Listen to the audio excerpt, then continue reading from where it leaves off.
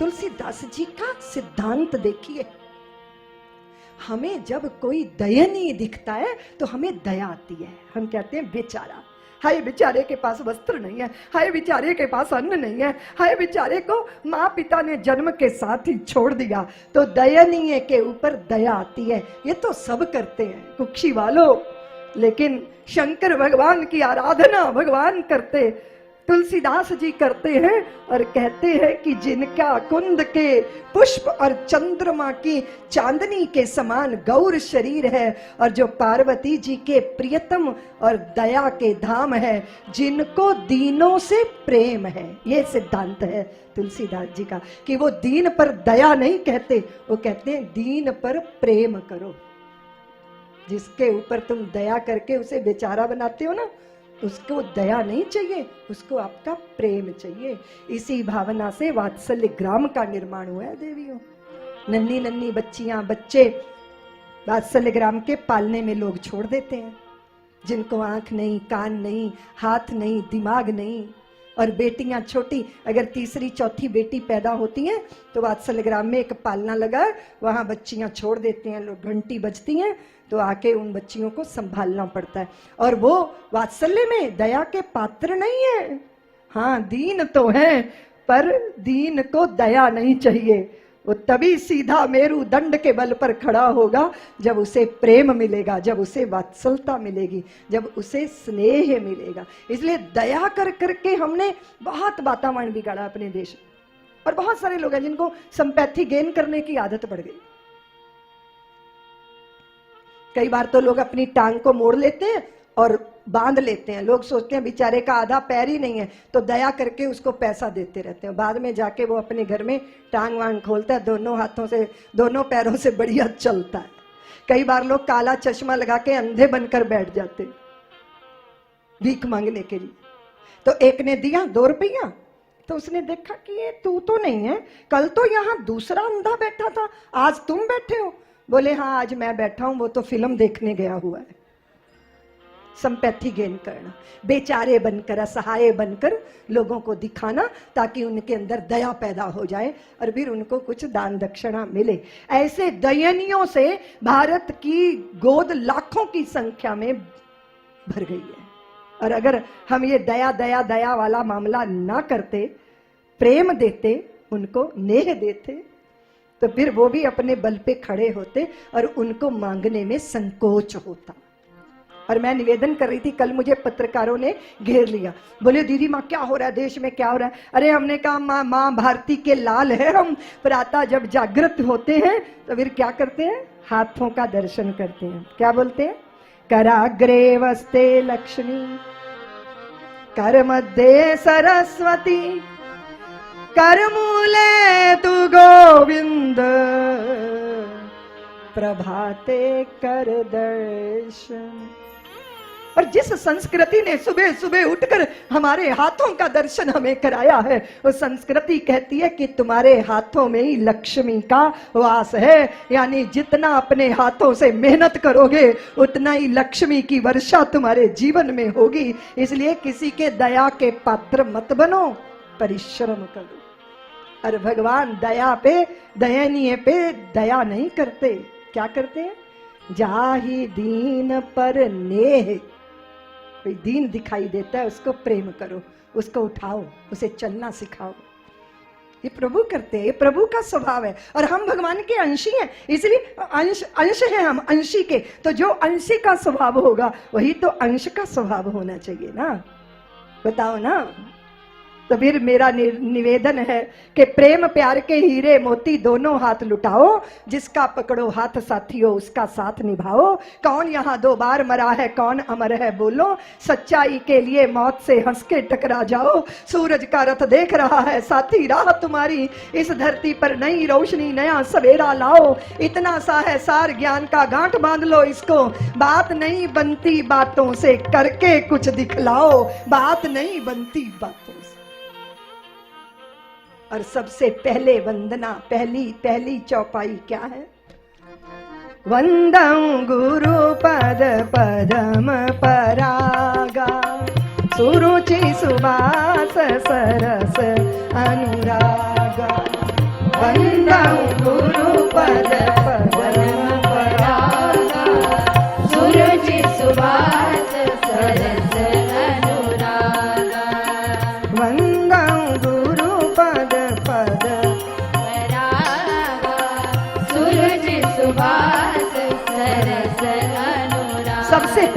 वंदनीय हैं। कौन वंदनीय है? सदगुरुदेव। और आजकल सबकी चित्तवृत्तियां डोली पड़ी है। बोले दीदी माँ जब देखो चैनल बाबाओं की बातें बताते हैं, फलाना बाबा भ्रष्ट हो गया, फलाना बाबा भ्रष्ट हो गया, और आप कह रही हो कि गुरु के चरणों की वंदना करनी चाहिए। हम कैसे पहचानेंगे जिसमें सत्य है, जिसमें करुणा है, जिसमें त्याग है, जिसमें तप है? वो मधुमक्खी, वो मधुमक्खी जानती है कि असली फूल कौन सा है और नकली फूल।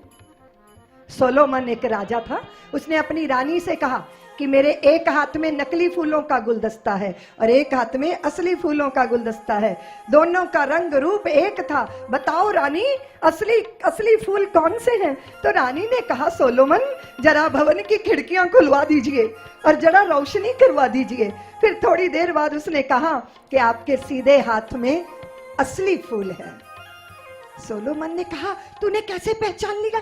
तो रानी ने कहा मेरी आंखें धोखा खा सकती थी राजा, लेकिन जैसी भवन की खिड़कियां खुली तो एक मधुमक्खी भीतर आई, दोनों गुलदस्तों पे मंडराई, लेकिन एक पर बैठ गई। मैंने सोचा कि मेरी आंखें धोखा खा सकती हैं, पर मधुमक्खी की आंखें असली पहचानने में धोखा। सारग्राही मधुमक्खी पहचान सकती है असली, तो फिर हम नहीं पहचान सकते?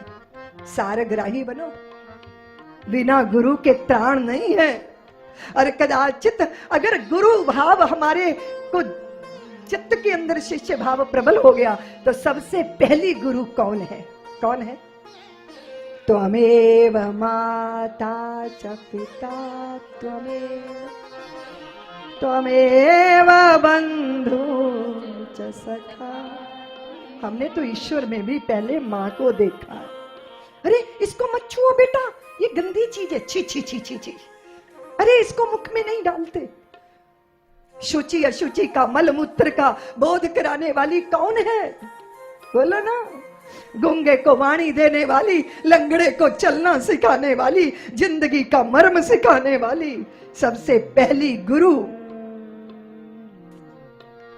वंदौ गुरु पद पद्म पराग सुरुचि सुबास सरस अनु। अरे कदाचित अगर मां ना बताती कि पुत्र तेरा पिता ये है, तो हमारे पास इतनी भी अकल नहीं थी कि अपने बाप को पहचान पाते। अपने पिता का बोध किससे पाया हमने? माता ने कहा ये तेरी पिता है, ये तेरा भाई है, तेरा भ्राता है, ये तेरी भगनी है, ये तेरी दादी है। सारे रिश्तों का बोध कराने वाली कौन? मेरी जननी, मेरी माता, वो मेरी गुरु। और भारत की देवियां जानती हैं कि अपनी संतान को क्या क्या क्या क्या देना है, क्या क्या सिखाना है। माँ मैंने जिंदगी में कभी गैर कानूनी काम नहीं किया, पर मैंने कभी जिंदगी में पैसा भी नहीं देखा। मुझे 2 लाख रुपए मिलेंगे माँ, वो गैर कानूनी नहीं है पर थोड़ा सा अनैतिक है, काम कर लो 2 लाख मिलेंगे। तो माँ कहती है बेटे तू जी भर के खाता है, जी भर के सोता है, ऐसा कभी मत करना कि तेरी भूख मर जाए और रातों की नींद उड़ जाए, ऐसा काम कभी मत करना। तो कहता है माँ मुझे समझ आ गया, मुझे क्या करना चाहिए। कौन बताता है? वो माता है, वो माँ है। और हमारे यहाँ माँ को क्या बोलते हैं? माँ। तुम क्या बोलते हो यहाँ? कहीं बोलते हैं आई, कहीं बोलते हैं अम्मा, और तुम क्या बोलते हो? बाई। क्या बोलते हो?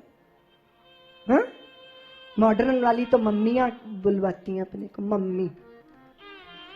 ऐसे लाश पे ना मसाला लगा के रखा जाता है अजायब घरों में, उसको मम्मी बोलते हैं। माँ मम्मी है और बाप जी डैड है, वो डैड हो गए। और तुम बोलो माँ। माँ शब्द कैसा है? कैसा है? ऐसा लगता है जैसा सदा नीरा गंगा बह रही हो, ऐसा लगता है जैसे गूंगे ने गुड़ खा लिया हो पर वाणी से व्यक्त नहीं कर सकता, ऐसा लगता है जैसे ममता का विग्रह सामने हो, ऐसा लगता है जैसे वात्सल्य ने मूर्त रूप धारण कर लिया हो। माँ यज्ञ है, माँ यज्ञ का फल है, माँ यज्ञ की धारक है, माँ पूजित है, माँ सत्य है, माँ सत्य का फल है, माँ सत्य को धारण करने वाली सामर्थ्य है। माँ अपने परायों की ही नहीं होती। जब परायों को अपना लेती है तो उसके लिए अपने जायों को कुर्बान होती करती दिखाई देती है। वो पन्ना धाये याद है तुम्हें? उदय सिंह के लिए अपने बच्चे का बलिदान करने वाली, देवकी के पुत्र को अपना काना मान के पालने वाली यशोदा माँ है।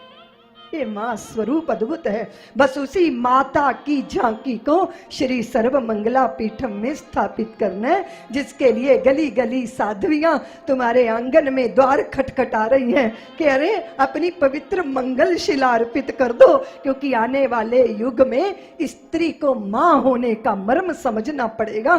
तब फिर वो सतयुग, त्रेता, द्वापर, कलयुग की मानवियों को देखेंगे कि वो कैसी माता थी। इस देश ने अनसुईया जैसी मां को जन्म दिया, त्रिदेवों को भी अपनी गोद में नन्हा शिशु बना लिया था ना। हा? ऐसी देवियां जो यमराज के हाथों से अपने सत्यवान को लौटा लाने की सामर्थ्य रखती। छत्रवती शिवा ने कहा, मां जीजाबाई तेरे जन्मदिन पे मुझे एक सौगात देनी है। तो मां ने कहा, पुत्र तुम मुझे कुछ देना चाहता है? तो सिंहगढ़ के किले के प्राचीर पर फहराती हुई फिरंगियों के झंडे को देखो, तू मुझे कुछ देना चाहता है? तो फिरंगियों के झंडे की जगह मैं भारत की भगवा पताका का दर्शन करना चाहती हूँ। मुझे ये उपहार दो, मुझे ये सौगात दो। भगत सिंह की आंखों से, भगत सिंह के बलिदान पर विद्यावती की आंखों से आंसू बहे, निर्झर झरना झरझर झरझर आंखें बही। लोगों ने कहा, मां तू शहीद की मां होके रोती है। अरे तू, तेरे पुत्र बलिदान हो गया, तो उसकी बलिदान पे, उसकी उसकी उसकी कुर्बानी पे नहीं, मैं उसकी कुर्बानी पे नहीं रो रही, अपनी कोख पे रो रही हूं।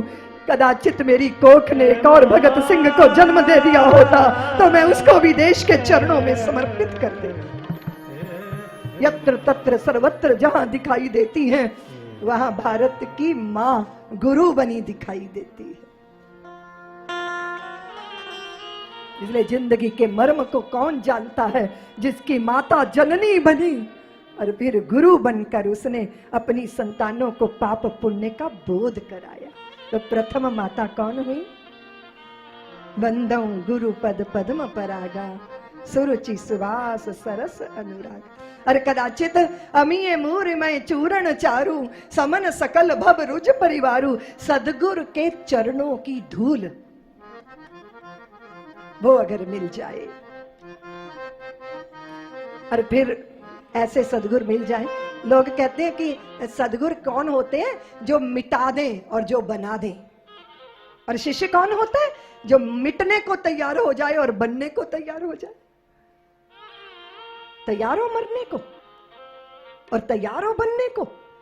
वो तो कच्ची मिट्टी होती है जो रौंदी जाती है, कूटी जाती है, गीली होती है, आवे में डाली जाती है, कुम्हार के चाक पे चढ़ के थपेड़े खाती है, वो बनती है। कौन बनाता है? कुम्हार बनाता है। थोड़ी मिट्टी डाली, फिर कुछ और बनाया, कुछ और बनाया। मिट्टी पूछती है क्या बना रहा था, अब क्या बना रहा है? कुम्हार ने कहा पहले चिलम बना रहा था।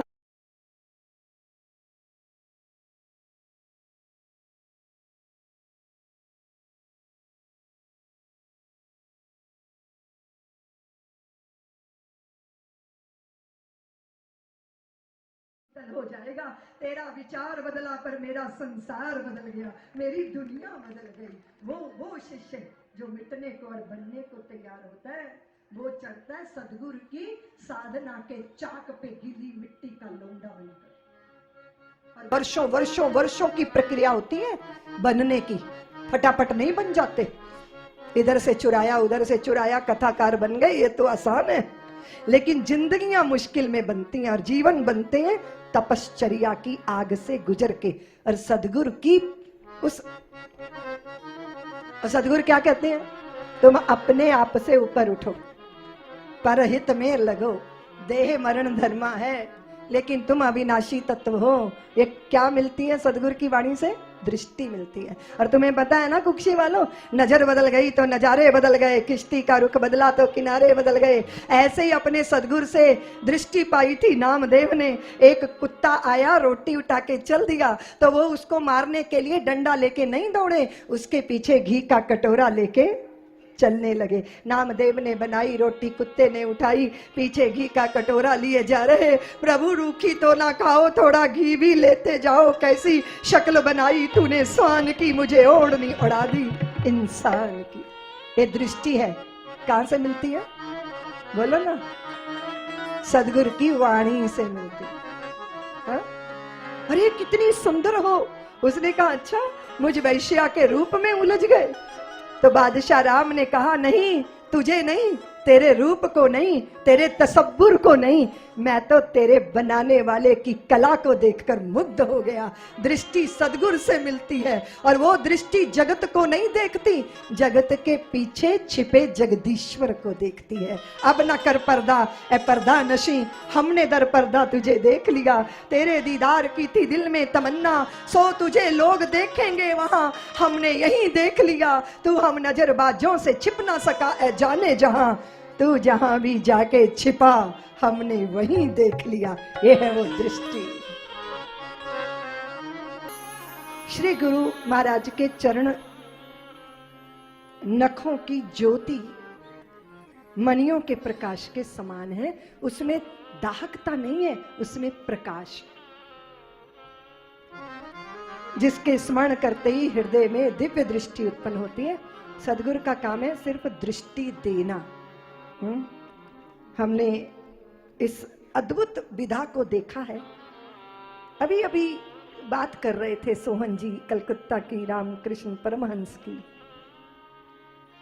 शिखरों पर बैठकर जो अतल को झांक ले, रसातल को भांप ले, जो मन ही मन दूसरे के मन की जान ले, सदगुरु वो होता है।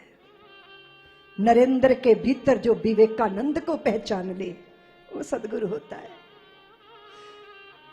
शिवा के भीतर छत्रपति होने की सामर्थ्य है, इसको पहचानने वाला कोई समर्थ गुरु रामदास ही होता है। और बिना सदगुरु के, बिना गुरु के जिंदगियां निखरती नहीं, बनती नहीं, संवरती नहीं। और वही है प्रकाश जो अज्ञान के अंधकार को नष्ट करता है। उगड़ाई बिमला विलोचन ही के। देखो यहाँ ये नहीं कहा चरम चक्षुओं की बात नहीं। अरे हमारे देश में जो अंधे होते हैं उनको अंधा नहीं कहा जाता, उनको सूरदास कहा जाता है। जिसके आंखें नहीं होती उस पर भारी दया की जाती है, बड़ा सम्मान होता है। और साधुओं को अगर आंखें नहीं होती तो उन्हें प्रज्ञा चक्षु कहा जाता है ना। चरम चक्षु नहीं है ये कोई बहुत बहुत बुरी बात है, पर इतनी भी बुरी नहीं है। हाँ, एक अंधा था धृतराष्ट्र, उसकी आंखें चरम चक्षु भी नहीं थी, पर उसके पास हृदय की आंखें भी नहीं थी। और गांधारी ने अपनी आंखों पे पट्टी बांध ली थी। और तुम कहते हो कि गांधारी ने बड़ा तप किया, उसका पति अंधा था इसलिए उसने भी संसार नहीं देखा, वो बड़ी तपस्विनी थी। लेकिन गांधारी का तप पति का कल्याण नहीं कर सका, ना पुत्रों का कल्याण कर सका।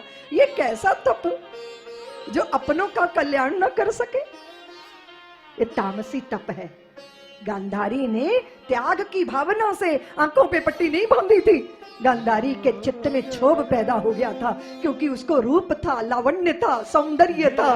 लेकिन जिसको अपनी सुंदरता दिखा के रिझाना है वो तो अंधा है, इसीलिए क्षुब्ध होकर आंखों पे पट्टी बांधी थी गांधारी।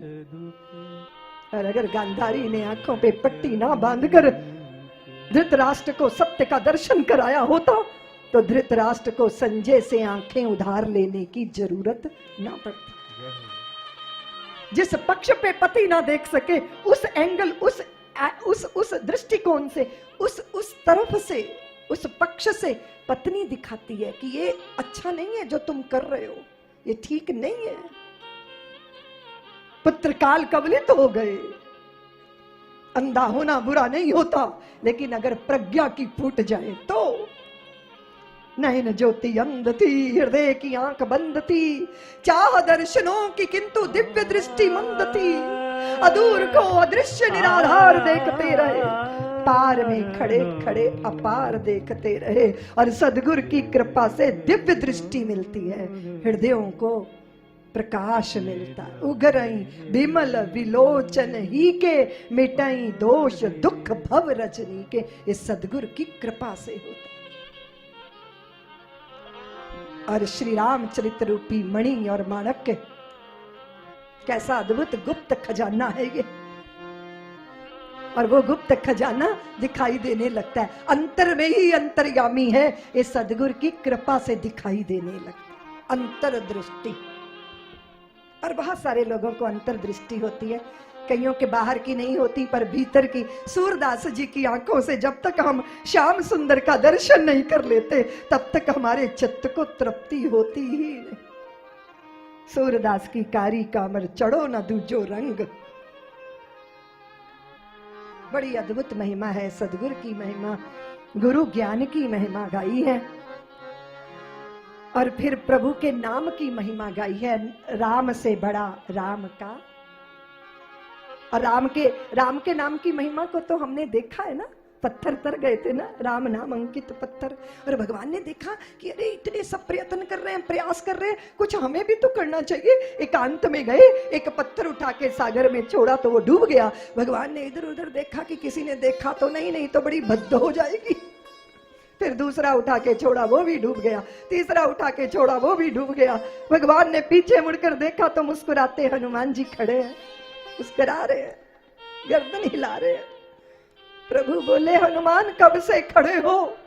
हनुमान बोले जब से पहला डूबा तब से खड़ा हूं। भगवान ने कहा देखो देखो हनुमान, मेरे नाम के पत्थर तर गए और मेरे हाथ का पत्थर डूब गया। हनुमान जी बोले प्रभु ये आश्चर्य की बात नहीं है, जिसको आप अपने हाथ से छोड़ देंगे डूबना उसकी किस्मत बन जाएगा, उसकी नियति बन जाएगी, जिसको आप ही ने छोड़ दिया। ये बहुत सारे हमारे भारत में भी ऐसे पत्थर हैं, भगवान के हाथ से छूटे हुए पत्थर। वो कहते हैं राम के होने का प्रमाण लाओ। हमने कहा राम नहीं है नारा वो विश्वास है, भौतिकता की नहीं दिलों की प्यास है। राम नहीं मोहताज किसी के झंडों का, सन्यासी साधु या संतों पंडों का। राम नहीं मिलते ईंटों में गारों में, राम मिले निर्धन की आंसू धारों में। राम मिले हैं वचन निभाती आयु को, राम मिले हैं घायल पड़े जटायु को। राम मिले हैं पंचवटी की इच्छाओं को, राम मिले हैं अंगद वाले पांवों को। राम मिले हैं मर्यादा में जीने में, और राम मिले हैं हनुमान के सीने में। दर्शन करना तो करो। राम मिले हैं केवट में, तटों में, बनवासों में। राम मिले हैं केवट के विश्वासों में। राम मिले ममता की मां कौशल्या को, राम मिले हैं पत्थर बनी अहल्या को। राम मिले माता मानवता की वो मां सीता को, राम मिले हैं। और राम नहीं मिलते मंदिर के फेरों में, राम मिले शबरी के जूठे फेरों। देख सको तो देखो, जहां सौमनस्यता है, जहां सौहार्द है, जहां प्रेम है, जहां समर्पण है, वहीं मेरे राम। इस देश की पहचान राम है। तुम अंधों को दिखाई नहीं देता तो आंखों का इलाज करवाओ, ऑपरेशन करवाओ, तुम्हें मोतियाबिंद हो गया, किसी गुरु सर्जन के पास जाओ। क्यों जी, क्या ख्याल है? हमारे तो रोम रोम में राम है, मिलते हैं तो क्या कहते हैं राम राम जी, जय श्री राम।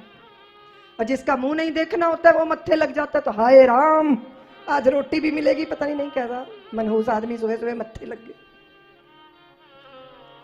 दूर दराज वन्य प्रांतों में जब भारत की देवियां अपनी संतानों को धरती पे लाती हैं तो प्रसव पीड़ा को भी हे राम कह के झेल जाती हैं। और जब मृत्यु के बाद काया को शमशान ले जाया जाता है तो पीछे पीछे लोग राम नाम सत्य है कहते। तो राम आधार है, राम सर्वे भवन्तु सुखिना की प्यास है, राम सबके भले की अभिलाषा है, राम भारत की मर्यादा है। राम बिना राम के हम जीवन की कल्पना नहीं कर सकते। बिना राम हमारा धर्म, हमारा कर्म, हमारी गति है, और राम हमारी शक्ति, राम हमारी भक्ति, हमारी मति है। बिना राम के आदर्शों का चरमोत्कर्ष कहां है, और बिना राम के इस भारत में भारतवर्ष कहां।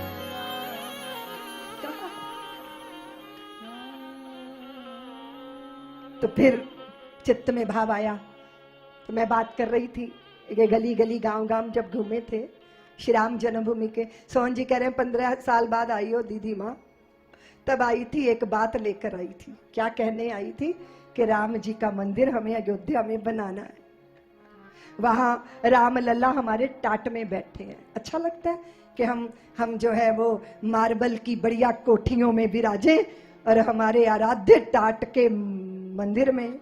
अच्छा लगता है, बोलो ना। तो वहां भव्य मंदिर होना चाहिए। तो लोग मुझे कहते थे दीदी माँ क्या करने आई हो, तो मैंने कहा सारे भारतवर्ष को राम नाम के धागे सूत्र से जोड़ने आई हूं, और ये कहने आई हूं कि हमारा जीवन राम का है और जीवन का परम उद्देश्य राम है। उन्हीं के लिए सर्वस्व समर्पित करने की तैयारी होनी चाहिए। विश्वरात ने मंडल आयोग लागू कर दिया था, सारा देश जातिवाद की आग में जल रहा है। आज भी वो जहर जो पुराने हैं उनको खाद पानी देकर उन बीजों को दोबारा राजनीति के कारण, अच्छा नहीं है, हमारा बटना अच्छा नहीं है। मैं राम कथा की पोथी आपके बीच लेकर आई हूं। ये राम कथा की पोथी नहीं है कुक्षी वालों, ये राम कथा की गंगधार है जिसमें डुबकियां लगा के चित्त की मलिनता दूर होती है। इसलिए राम कथा में जब उतरोगे और बाहर निकलोगे तो देखोगे सब राम के हैं और सब राममय हैं, तो फिर कोई पराया कैसे है, सब तो अपने हैं, हम सब एक हैं, मां भारती के लाल हैं। तो फिर अपने आप हम एक सूत्र में बंधेंगे। कौन बांधेगा? राजनीति कैंची की तरह काटती है, पर राम नाम वो सुई में पिरोया गया प्रेम का धागा है जो कटे फटे वस्त्र को सुंदर परिधान में बदल देता है। तो पूरा समाज एकजुट हो, उसके लिए राम नाम का आश्रय। और तुम जानते हो कि राम ने एक स्त्री को तारा था, पर राम के नाम ने कोटि कोटि खलों का उद्धार कर दिया है। नाम लेत भव सिंधु सुखाई, करौ विचार सुजन मन माही। वंदौ राम नाम रघुवर को, हेतु कृसानु भानु हिम कर। अगर कृसानु में रा शब्द हटा दो तो किसानु ही रह जाता है, और अगर भानु में अकार हटा दो तो भनु ही रह जाता है, और अगर हिमकर में मां शब्द हटा दो तो हिकर ही रह जाता है। इस सारे जगत की नश्वरता में अगर कोई सत्य है तो वो राम नाम सत्य, और वही जीवन का अंतिम और प्रथम पड़ाव वही राम। फिर तुम कहते हो कि मन नहीं है राम का नाम लेने का, तो बाबा ने कहा कि भाय कुभाया अनख आलसहु, नाम जपत मंगल दिसि दस। और इस कलयुग में हमारे लिए क्या है, क्या है हमारे लिए? कलयुग केवल नाम आधारा, सुमर सुमिर नर उतर ही पार। राम राम राम राम राम राम राम। भोजन बनाओ और भोजन परोसो। रसोई में जाओ तो राम राम राम राम रस की निष्पत्ति हो जाएगी देवियों। और बिना राम के ये स्वाद व्यंजन देते नहीं है। और राम रस बोलते हैं नमक को। तुम पूरा भोजन बनाओ पर नमक ना डालो तो फिर अच्छा लगेगा? और जिंदगी में रस क्या है? राम रस है ना। तो थोड़ा नेड़ा बसो, थोड़े पास रहो। प्रभु मेरे पास रहो, मेरे अंग संग रहो, मैं आपका नाम जपती रहूं, मेरे रोम रोम में आप रहो, तो मेरे व्यवहार में शुचिता आएगी, पवित्रता आएगी। जिनके मुंह में राम होता है उनके मन में कभी काम वासना अच्छा शब्द तो है, शब्द को छंद बना लो, गीत बना लो या गाली बना लो, शब्द तो शब्द है ना। क्यों देवियों, क्या ख्याल है? और सिर्फ प्रभु का नाम है जो हमें परमानंद देता है। तो राम कथा के लिए निमंत्रण देती हूं मैं, पियक्कड़ों को भी, पीने वालों को बुला लाना, कहना कि दीदी माँ आई है, उनके साथ मधुशाला आई है, मैं कदा जाम पर जाम पीने से क्या फायदा, रात को पी सुबह को उतर जाएगी, अपने मोहन से ऐसी तू नजर मिला, सारी उम्र नशे में गुजर जाएगी। और जुआरियों को भी बुला लेना, छोटे मोटे दांव लगाने से क्या बात बनने वाली है, जिंदगी को दांव पे लगा के देखो। और मैं वादा करती हूं कि सुख और दुख की नहीं, परमानंद की प्रसादी मिलने वाली है। हर समय खुशहाल रहना कोई हमसे सीख ले, सब में रह के अलग रहना कोई हमसे सीख ले, झंझटों से भाग जाना चाहे जिससे सीख लो, पर झंझटों में रह के बचना कोई हमसे सीख ले। सुख में सुखी दुख में दुखी रहना सभी नर जानते, हर समय परमानंद में रहना कोई हमसे। तो राम, राम का नाम। आप सब लोग जो हमें समय मिला है उसका लाभ उठाइए। सीख सुनहरी पुरखों की रखना हरदम याद, किया वक्त बर्बाद जिन्होंने हुए वही बर्बाद। कठिन काल में वीर कभी भी पीठ नहीं दिखलाता, या तो हंसा मोती चुगता या भूखा मर जाता। शुभ कर्मों के बिना कभी भी हुआ नहीं निस्तारा, जीत लिया मन जिसने उसने जीत लिया जग सारा। इस जीवन का अर्थ एक है नित्य आबाद रवानी, अपनी राह बना लेता है खुद ही बहता